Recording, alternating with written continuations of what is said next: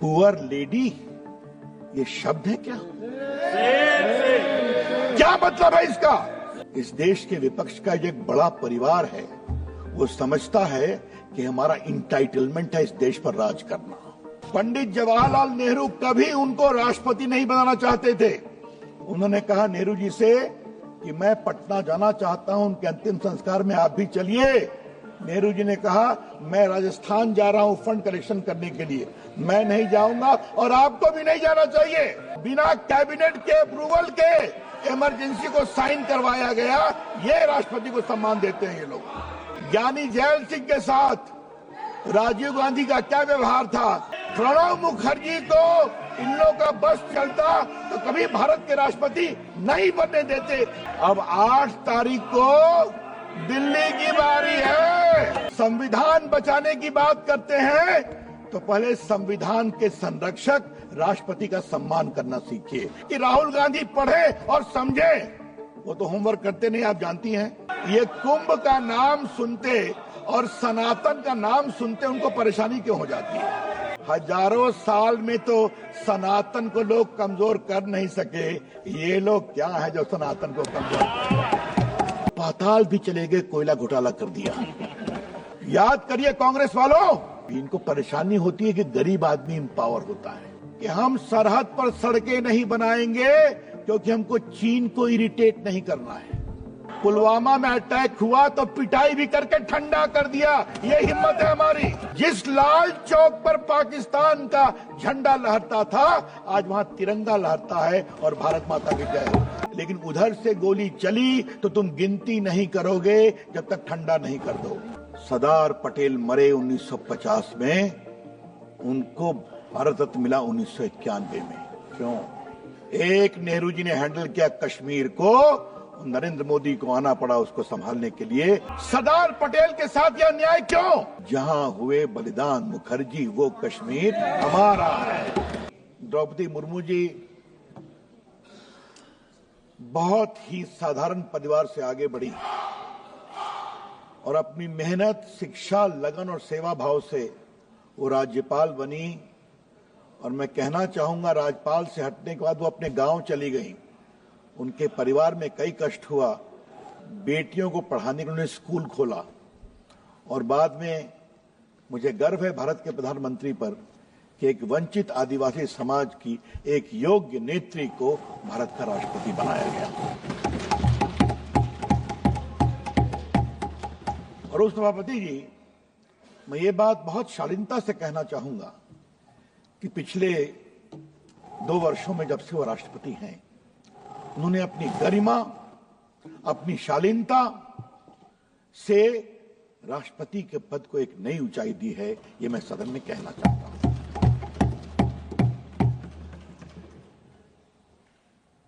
राजनीति में उस सभापति जी विरोध होता है, हम अपनी बात कहेंगे, वो अपनी बात कहेंगे, लेकिन विरोध का कोई अस्तर होगा कि नहीं होगा? विरोध की कोई गरिमा होगी या नहीं होगी? और ये सवाल मैं बड़ी जिम्मेदारी से इस सदन में आज रखना चाहता हूं। महामहिम राष्ट्रपति के उस दिन के उद्बोधन के बाद एक विपक्ष की बड़ी पार्टी की बड़ी नेत्री ने क्या कहा उनके बारे में? पुअर लेडी, ये शब्द है क्या? क्या मतलब है इसका? आज मैं बहुत गंभीरता से ये विषय उठाना चाहता हूं।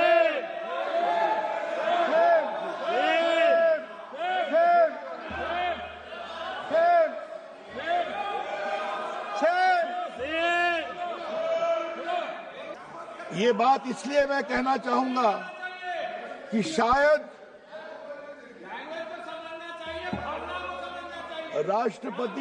राष्ट्रपति भवन के द्वारा बोला है तो सुनना सीखो। शायद पहली बार एक प्रेस रिलीज करके उसका प्रतिकार करना पड़ा और मैं वो पढ़ना चाहता हूं। The president office believes it might be the case that these leaders have not acquainted themselves with the idiom and discourse in Indian language as Hindi and thus formed a wrong impression.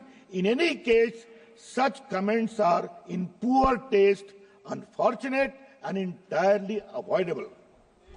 मैं मैंने राष्ट्रपति जी के द्वारा जो टिप्पणी की गई है वो मेरे पास है, और मैं आज इस सदन के ऊपर अपने भाषण में महामहिम राष्ट्रपति जी के द्वारा जिम्मेदार लोगों के द्वारा जो टिप्पणी की गई है उसकी बहुत भर्त्सना करना चाहता हूं। ये गलत है, ये नहीं होना चाहिए था, और हम सबों को बहुत गर्व है महामहिम द्रौपदी मुर्मू जी पर, जिस तरह से उन्होंने आचरण किया, उन्होंने भाषण दिया। लेकिन उपसभापति जी, ये कोई नई बात नहीं है। आज जब विषय निकला है तो उसको रखना जरूरी है। ये कोई पहली बात हुआ है क्या? इस देश के विपक्ष का जो एक बड़ा परिवार है वो समझता है कि हमारा इंटाइटलमेंट है इस देश पर राज करना। याद करिए, आज मैं कुछ कहना चाहता हूं। देश के प्रथम राष्ट्रपति डॉक्टर राजेंद्र प्रसाद के साथ क्या क्या व्यवहार किया गया था वो डॉक्यूमेंटेड है, आज मैं डॉक्यूमेंट रखूंगा। महान नेता थे वो देश के, मेरे अपने प्रांत बिहार से आते थे, और आज मैं सदन को बताना चाहता हूं, राजेंद्र प्रसाद साधारण परिवार से, छपरा के स्कूल से वो कलकत्ता बोर्ड में मैट्रिक में टॉप किए। मतलब आज के बिहार, आज के झारखंड, आज के बंगाल, आज के बांग्लादेश, आज के उड़ीसा और आज के आसाम में वो नंबर टॉप करके गए थे। ये थे राजेंद्र प्रसाद। कलकत्ता यूनिवर्सिटी में भी एलएलबी में टॉप, बी ऑनर्स में टॉप, बहुत बड़े वकील बने। पटना हाई कोर्ट में वकालत किया कलकत्ता के बाद। मुझे बताया लोगों ने 1920 में गांधी जी के कॉल पर उन्होंने वकालत छोड़ी, 20,000 पर महीना उनकी वकालत थी, त्याग कर दिया और बाद में जेल गए। और संविधान सभा के अध्यक्ष के रूप में जो उन्होंने काम किया, सब लोग कहते हैं संविधान बनाने में बड़ी महत्वपूर्ण भूमिका रही। पंडित जवाहरलाल नेहरू कभी उनको राष्ट्रपति नहीं बनाना चाहते थे। ये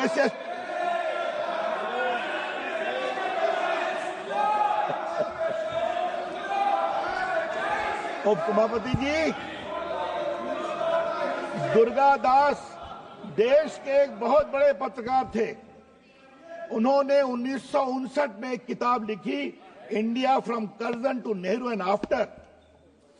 मैं इसके पेज चैप्टर 13 में इसका विस्तार से जिक्र है कि नेहरू जी 52 में उनको राष्ट्रपति नहीं बनाना चाहते थे, 57 में भी राष्ट्रपति नहीं बनाना चाहते थे, और दो व्यक्ति सरदार पटेल और मौलाना आजाद,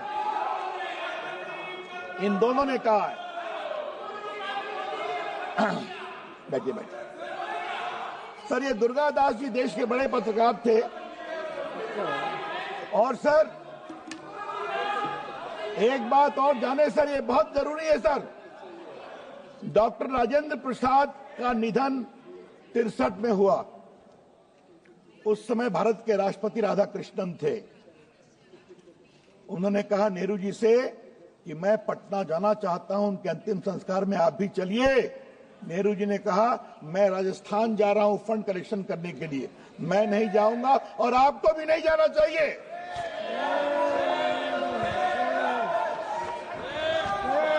और सर ये मैं पढ़ रहा हूं इस किताब से, कोई छुपाने की बात नहीं है। देखिए, नेहरू टोल्ड, मैं इसके पेज 339 को पढ़ रहा हूं उपसभापति जी। Nehru told Radhakrishnan that he was going to Rajasthan to collect money for Prime Minister Relief Fund and would not be able to attend the former president's funeral in Patna. He added, I do not see any reason for you to go. Radhakrishnan replied, no, I think I must go and attend the funeral. That respect is due to him and must be paid. I think you should also give up your tour program and come with me. But Nehru stuck to his program. ये सब record की बातें हैं। भारत के प्रथम राष्ट्रपति के अंतिम संस्कार में नहीं गए।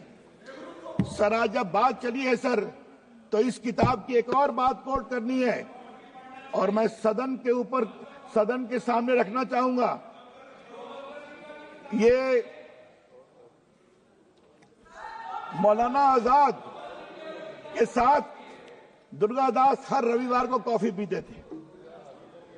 और सर, उन्होंने अपने मरने के 2 साल पहले एक बात कही थी, क्योंकि हर संडे को दुर्गादास उनसे मिलते थे।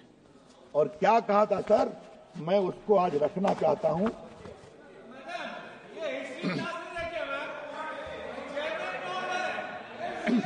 But Azad revised his opinion of Nehru in the last 2 years of his life. Indeed, इसको सुने, इसको आप लोग भी सुनिए। Indeed, he went to the extent of expressing regret for being unfair to Patel and asserting that he was sure that the country would have been better off if Sardar Vallabhbhai Patel had been the Prime Minister. What motivated this change? Toward the end of his life, Azad realized the best protection for Muslims was the goodwill of Hindus and a strong government. He told me he had come to the conclusion that Nehru policies has weakened the administration. ये सब 60 साल पहले की किताब में पढ़ रहा हूं।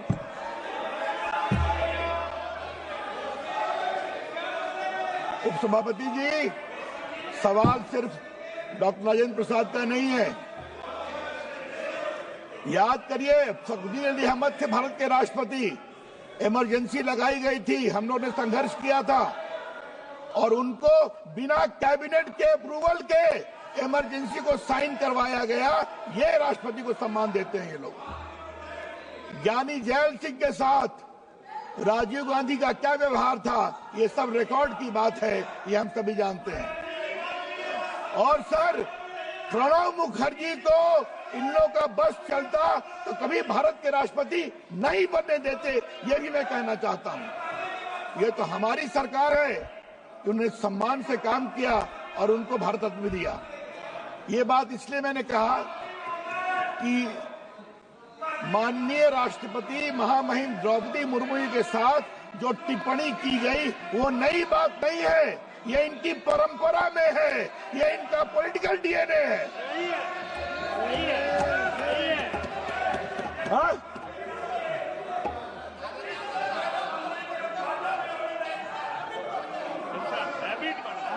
सर, माननीय मित्रों ने साफ कहा, they have got a chronic habit to insult the राष्ट्रपति of India. Let me tell you, ये उनकी परंपरा बन गई है और मैं बहुत जिम्मेदारी से बोल रहा हूं। इसलिए मैंने डॉक्टर राजेंद्र प्रसाद, राधा कृष्णन, फखरुद्दीन अली अहमद, जैल सिंह और प्रणब मुखर्जी और अब माननीय द्रौपदी मुर्मू जी, ये समझना बहुत जरूरी है। सर, एक दूसरी बात कहनी है। राष्ट्रपति जी ने अपने अभिभाषण में कहा है कि तीसरी बार जीतने पर सरकार के विकास की गति को एक नई ऊर्जा मिली है। वो पहली ही जीत पर परेशान थे 14 में, कैसे हम जीत गए। 19 में और परेशान हो गए, अब तीसरी बार जीत गए तो कहे कि साहब कमजोर हो गए। तो जनता ने जवाब दिया तो हरियाणा में कस के पिट गए। उसके बाद जनता को लगा नहीं, मोदी जी को और मजबूत करना है, तो महाराष्ट्र में और कस के पिट गए। अब 8 तारीख को दिल्ली की बारी है।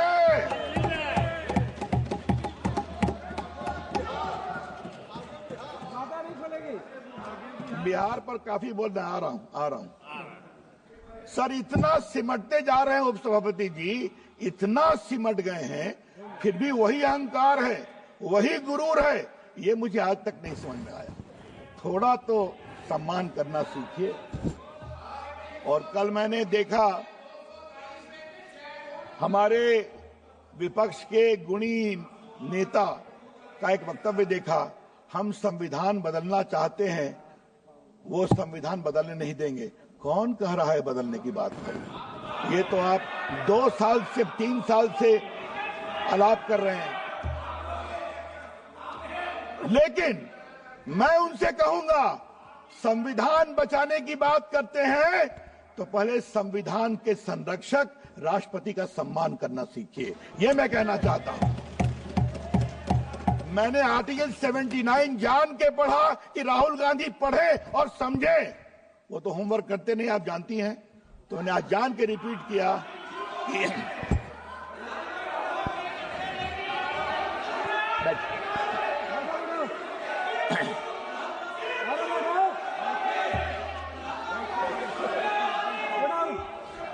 उपसभापति जी, तो एक नई ऊर्जा की बात माननीय राष्ट्रपति जी ने की है।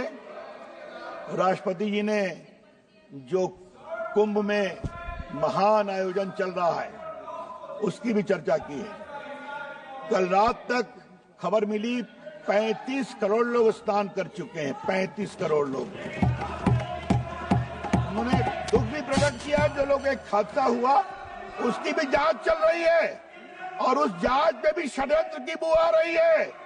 जब पूरा जांच सामने आएगी तो वो हादसा किसने करवाया उनको शर्म से झुकना पड़ेगा, ये भी मैं कहना चाहता हूं।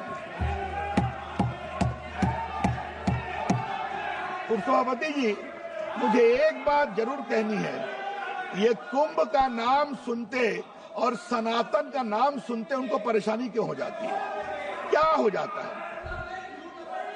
जिस तरह से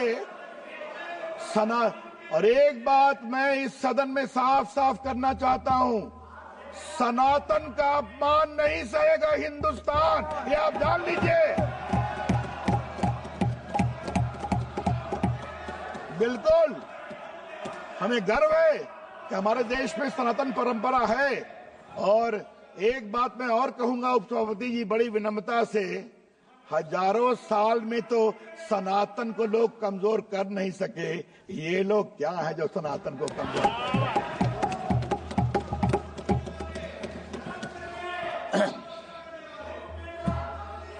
उपसभापति जी, नई ऊर्जा की बात की है। माननीय राष्ट्रपति जी ने देश में बदलाव का भी संकेत दिया है। बदलाव कैसे होता है? कुछ लोग बदलाव की बात करते हैं और कुछ लोग बदलाव की बात नहीं करते, बदलाव को करके दिखाते हैं, ये अंतर है।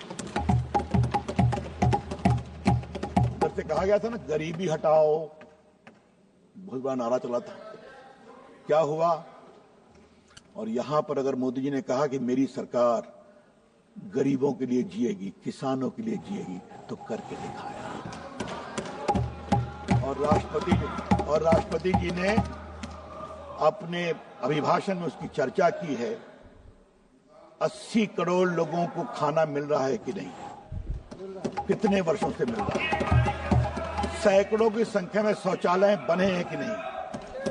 किसानों के अकाउंट में 41,000 करोड़ रुपया 11 करोड़ किसानों के अकाउंट में जाता है या नहीं जाता? जाता है। आज गांव की सड़कें बनी हैं या नहीं बनी हैं?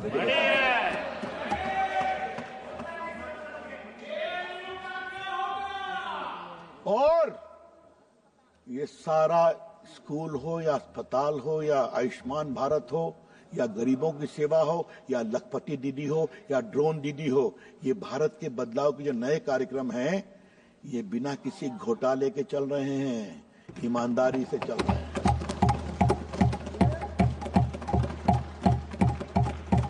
जब 14 में मोदी जी की सरकार आई थी, पहली बार, जिसका जिक्र माननीय राष्ट्रपति जी ने किया है, तो उस समय क्या था उपसभापति जी? मैं उस समय उस हाउस में था। हमने कहा कि अब 1-2 घोटाला हो गया, थोड़ा शांति हो, फिर नया घोटाला आ गया। कभी कोयला घोटाला है, कभी 2G घोटाला है, कभी कॉमनवेल्थ घोटाला है, कभी आपके वो भी है अंतरिक्ष देवास घोटाला।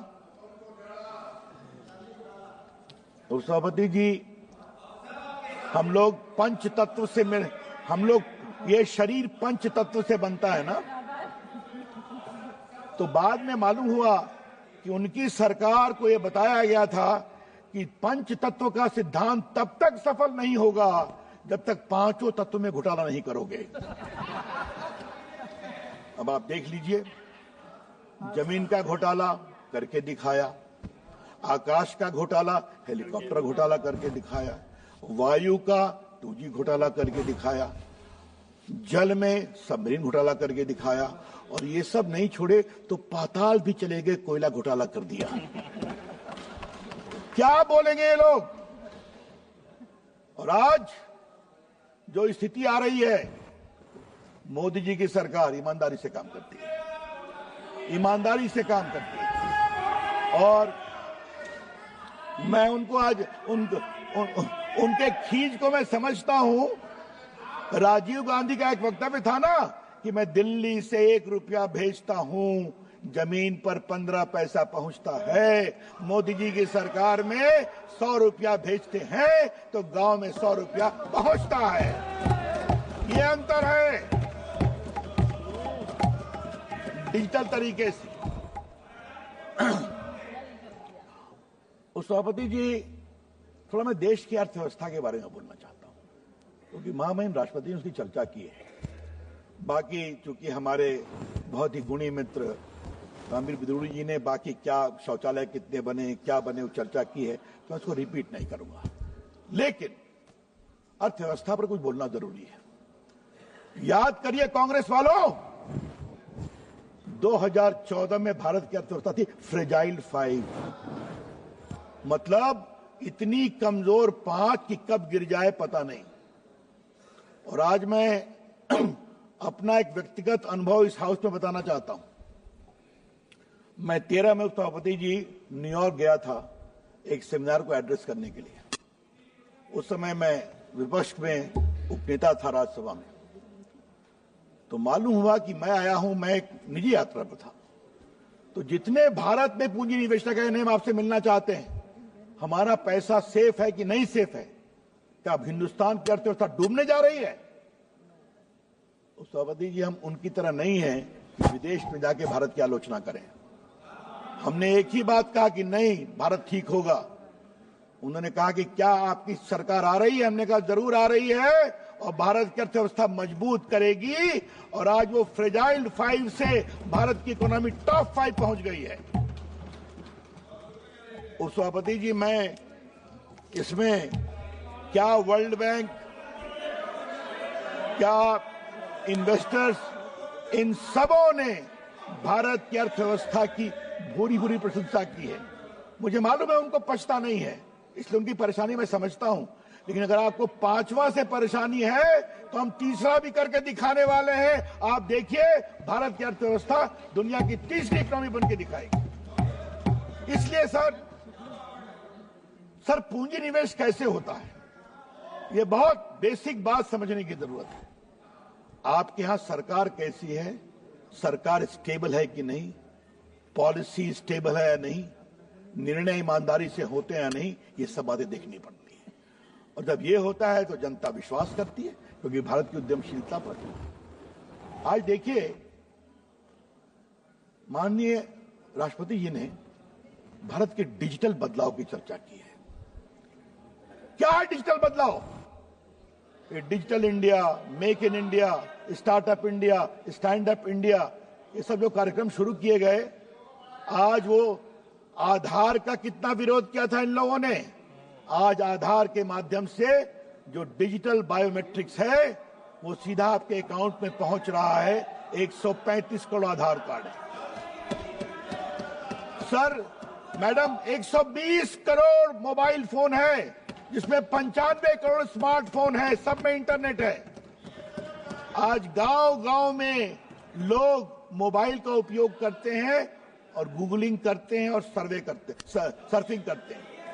ये देश का बदलाव हुआ है। आज देखिए, पूरा कोरोना के समय वर्क फ्रॉम होम काम हुआ कि नहीं, अदालतों में सुनवाई हुई या नहीं हुई, स्कूलों में पढ़ाई हुई या नहीं हुई, पूरा देश डिजिटल इंफ्रास्ट्रक्चर से चला। और आज डिजिटल पेमेंट जिसकी चर्चा माननीय राष्ट्रपति जी ने की, क्षमा करें, भारत का डिजिटल पेमेंट दुनिया का 50% यहां होता है। क्यों?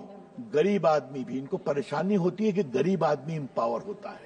इनको परेशानी होती है कि एक ऑटो वाला, एक रिक्शा वाला, एक सब्जी वाला भी आजकल डिजिटल पेमेंट एक्सेप्ट कर रहा है। इससे इनको परेशानी होती है कि मोदी जी ने क्या कर दिया। तो हम करते रहेंगे, क्योंकि बदलने की हिम्मत है हमारे पास और हमारे नेता की सोच है जो जमीन पर उतारते हैं, इसलिए कर रहे हैं। सभापति जी, एक दो बात विदेश नीति और रक्षा नीति की ओर, उसकी चर्चा महामहिम राष्ट्रपति जी ने की है।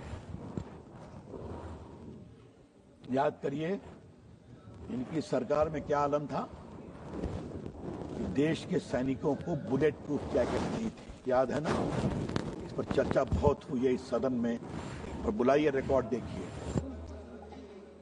अगर बाहर से नहीं पहुंची वेपन तो लड़ाई करना मुश्किल। आज मोदी जी की अगुवाई में जो माननीय राष्ट्रपति जी ने कहा है, भारत में ये हाल है कि हम भारत में मेड इन इंडिया डिफेंस ही नहीं बना रहे हैं, उसको बाहर एक्सपोर्ट भी कर रहे हैं, लगभग 20,000 करोड़ रुपए का। अभी आपने देखा होगा, 2 बड़े बड़े युद्धपोत मेड इन इंडिया माननीय प्रधानमंत्री जी ने वहां डेडिकेट किया है। और सरहद पर सड़कें बनी हैं, निकलिए लद्दाख से, पहुंच जाइए अरुणाचल, आपको हर जगह सड़कें मिलेंगी। सभापति जी, आज इस सदन में मैं एक बात कहना चाहता हूं। क्या हाल था, इनके पूर्व के डिफेंस मिनिस्टर का स्टेटमेंट ऑन रिकॉर्ड है कि हम सरहद पर सड़कें नहीं बनाएंगे क्योंकि हमको चीन को इरिटेट नहीं करना है। रिकॉर्ड पर है।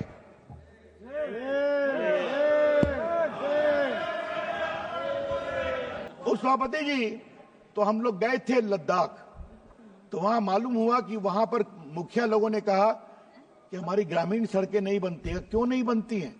कहा उधर से विरोध होता है। का मतलब? तो राम रुक जाता है। हमने सेना के लोगों से बात किया, कहा दिल्ली से आदेश है कि चीन को इरिटेट नहीं करना है। यहां पर आकर के मैंने सवाल किया था, मैं राज्यसभा में था, वो कहा गया कि रवि जी ये सवाल मत पूछिए, ये बहुत सेंसिटिव है। और आज हमारे मोदी जी की सरकार है, कोई कुछ भी कहे, लद्दाख से अरुणाचल तक सड़कें बन गई है और सेना की गाड़ी दौड़ती है। क्या बात करेंगे? तो मुमकिन है।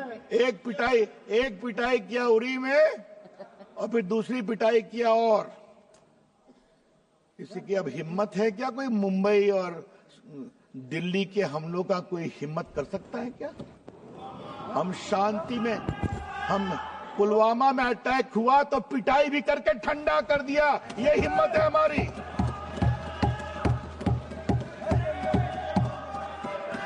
और आज सभापति जी, आज कश्मीर का चुनाव हो गया, कितना हल्ला करते थे लोग, 370 हटेगा तो तूफान आ जाएगा, भूचाल आ जाएगा। अब देखिए, हमारे एक साथी ने सही कहा, खून का नदी बहे, ये भी बोलते थे। आज मुझे गर्व है अपने नेता नरेंद्र मोदी जी के लीडरशिप पर, हिम्मत दिखाई और करके दिखाया। और आज मैं गृह मंत्री माननीय अमित शाह जी का भी अभिनंदन करना चाहूंगा, जिस हिम्मत के साथ इन्होंने पूरे मामले को क्रियान्वित किया। कितनी शांति है, देखा आपने? जिस लाल चौक पर पाकिस्तान का झंडा लहरता था, आज वहां तिरंगा लहरता है और भारत माता की जय हो।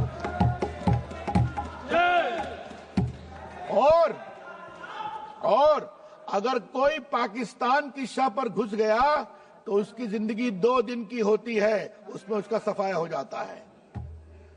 क्या अंतर है? अंतर यही है कि हमारे प्रधानमंत्री ने एक बात साफ कही है, पहली गोली तुम नहीं चलाओगे, लेकिन उधर से गोली चली तो तुम गिनती नहीं करोगे जब तक ठंडा नहीं कर दो। ये फ्रीडम दिया। जब देश के नेता देश की सेना के साथ इस बहादुरी से खड़े होते हैं तो देश के जवानों का नई हिम्मत आती है। सभापति जी, आज मैं बहुत गर्व से बोलता हूं, जब मैं देखता हूं राजपथ पर हमारे देश की बेटियों को कमांड करते हुए, जब मैं देखता हूं देश की बेटियां पायलट आजकल फाइटर प्लेन उड़ाती हैं राफेल के साथ, तो देश में एक नया उत्साह बनता है।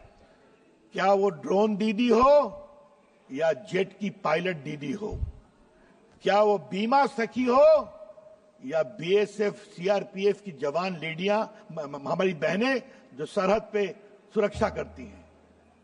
देश की बेटियों को एक नया सम्मान दिया है जो महामहिम राष्ट्रपति जी ने अपनी बात कही है। और ये इसीलिए हुआ उपसभापति जी कि हम जब कहते हैं ना सबका साथ, सबका विकास, सबका प्रयास, तो इस देश की बेटियां भी उसमें आती हैं। और मोदी जी ने कहा देश की बेटियों का विकास बहुत जरूरी है। और सर यही सोच थी कि एक वंचित समाज की अपनी नेत्री द्रौपदी मुर्मू जी को भारत का राष्ट्रपति बनाया गया। ये भी उसी सोच का परिणाम है। ये लोग क्या बात करेंगे हम लोगों से? देश का बदलाव कैसे होता है ये हमने करके दिखाया है। अगर गैस फ्री दिया गया तो क्या उसमें हिंदू मुसलमान देखा गया? नहीं। अगर ग्रामीण सड़कें बनी तो क्या ये कहा गया कि यहां पर अल्पसंख्यक का परिवार रहता है, यहां से सड़क को साइड कर दो? ऐसा कहा गया क्या? नेशनल हाईवे बना तो क्या कुछ लोगों को छोड़ दिया गया? कभी नहीं।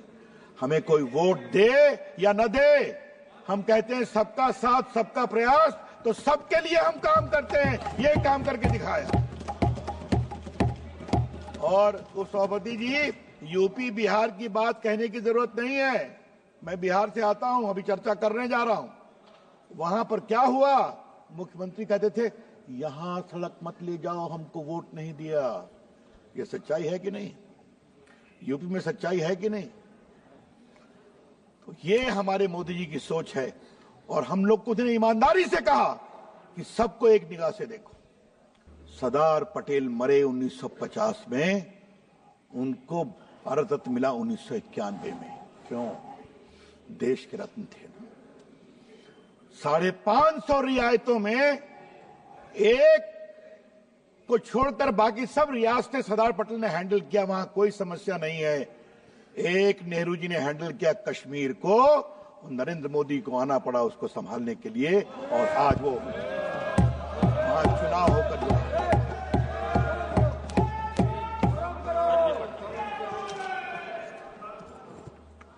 आज सरदार पटेल के साथ यह अन्याय क्यों? आज मैं उनके 150वीं जयंती पर यह बात उठाना चाहूंगा। माननीय स्पीकर सर, इस बात को समझना बहुत जरूरी है कि 91 में कौन थे भारत के प्रधानमंत्री? नरसिम्हा राव। अगर 91 में परिवार के लोग प्रधानमंत्री होते तो फिर भी यह काम नहीं होता। ये काम अटल बिहारी वाजपेयी को ही करना पड़ता। मौलाना आजाद मरे 1959 में, एक महान देशभक्त। उनको आपने नहीं दिया भारत रत्न, क्यों नहीं दिया? आपने बीच में बहुतों को दिया, चलिए हमें कोई आपत्ति नहीं है, लेकिन सरदार पटेल को क्यों नहीं? मौलाना आजाद को क्यों नहीं? मौलाना आजाद को मिला भारत रत्न 1992 में, 1959 में मरे, इतने दिनों के बाद। यह है इनकी सोच। तो अटल जी की बात आती है, छोटे सोच से कोई बड़ा नहीं हो सकता। लेकिन क्यों आलोचना सरदार पटेल की, क्यों आलोचना मौलाना आजाद की? क्योंकि दोनों नेहरू जी से सवाल पूछते थे। मैंने डॉक्यूमेंट से उनको दिखाया है। आज जब आजाद भारत 75 इयर्स हो गया है तो हमें लगता है कि हमें इन सवालों को ईमानदारी से देखना पड़ेगा, इन सवालों को ईमानदारी से समझना पड़ेगा। माननीय राष्ट्रपति जी ने, स्पीकर सर, एक और बात की है, और वो क्या है कि उन्होंने सांस्कृतिक चेतना के पुनर्जागरण की बात की है। और ये बहुत ही महत्वपूर्ण विषय है जिसको मैं लेना चाहता हूं। डॉक्टर श्यामा प्रसाद मुखर्जी की 125वीं जयंती मनाएंगे। आज डॉक्टर श्यामा प्रसाद मुखर्जी के बारे में इस सदन में कुछ कहने की इच्छा है स्पीकर सर। बहुत से मित्रों को मालूम होगा, आपको भी मालूम होगा, डॉक्टर श्यामा प्रसाद मुखर्जी बैरिस्टर थे। 33 साल की उम्र में वो कलकत्ता यूनिवर्सिटी के वाइस चांसलर बने। और उनके पिताजी sir Ashutosh Mukherjee Calcutta high court के बहुत प्रामाणिक जज थे। जब उन्होंने राष्ट्रवाद के नाम पर इस्तीफा दिया और जनसंघ के पहले अध्यक्ष बने तो गए कश्मीर कि मैं बिना परमिट के कश्मीर जाऊंगा। और उनके एक सेक्रेटरी थे 25 साल के, उनका नाम था अटल बिहारी वाजपेयी। और वो जब माधोपुर की चौकी से घुसे, उन्होंने कहा अटल बिहारी जाओ देश को बताओ मैं कश्मीर में बिना परमिट के घुस गया। एक हम लोग बचपन से एक बात कहते हैं माननीय स्पीकर सर, जहां हुए बलिदान मुखर्जी वो कश्मीर हमारा है। एक देश में दो निशान, दो विधान, दो प्रधान नहीं चलेंगे, नहीं चलेंगे।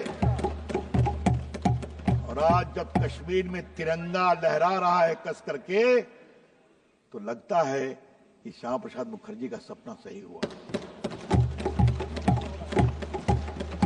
अध्यक्ष जी, राजेंद्र बाबू 370 के पक्ष में नहीं थे और सरदार पटेल भी नहीं थे। सरदार पटेल के सेक्रेटरी थे वी शंकर आईसीएस। उन्होंने एक किताब लिखी है और उस किताब में जब सरदार पटेल लौट करके आए तो पूछा कि आपने क्यों मान लिया? कहा देखो नेहरू जी मुझसे बात करके अमेरिका चले गए, सरदार पटेल इसको देख लीजिएगा। अब गोपाल स्वामी अयंगर ने इसको मूव किया, सारे कांग्रेसी खिलाफ में थे। सुनिए आप, ये क्यों कर रहे हैं हम? हैदराबाद को नहीं दिया, जूनागढ़ को नहीं दिया, क्यों दे रहे हैं कश्मीर को? तो सरदार पटेल ने सबको समझाया। तो बाद में उनके सेक्रेटरी ने कहा कि सर ये ठीक हुआ, तो उनका जवाब था गलत तो हुआ है। जिस दिन इस देश में एक बहादुर प्रधानमंत्री आएगा इसको खत्म कर देगा। ये उनके सेक्रेटरी मैं कोट कर रहा हूं, वी शंकर आईसीएस, जो उनके थे प्राइवेट सेक्रेटरी, उन्होंने अपनी किताब में लिखा है। क्या बात करते हैं आप लोग। लेकिन एक बात मैं कहूंगा सर, जितना भी विरोध करें, देश अब सकारात्मक सोच, रचनात्मक सोच, भारतीय संस्कार, भारतीय प्रेरणा, भारतीय संस्कृति के साथ चल पड़ा है और रुकने वाला नहीं है। इस पूरे राष्ट्रपति जी के अभिभाषण में उसका बहुत बड़ा जिक्र है सर। आपने मुझे समय दिया सर, इसके लिए मैं कृतज्ञ हूं। और अपने इन्हीं शब्दों के साथ मैं महामहिम राष्ट्रपति जी को बहुत सम्मान के साथ साधुवाद देता हूं, उन्हें संबोधित किया। बहुत बहुत धन्यवाद।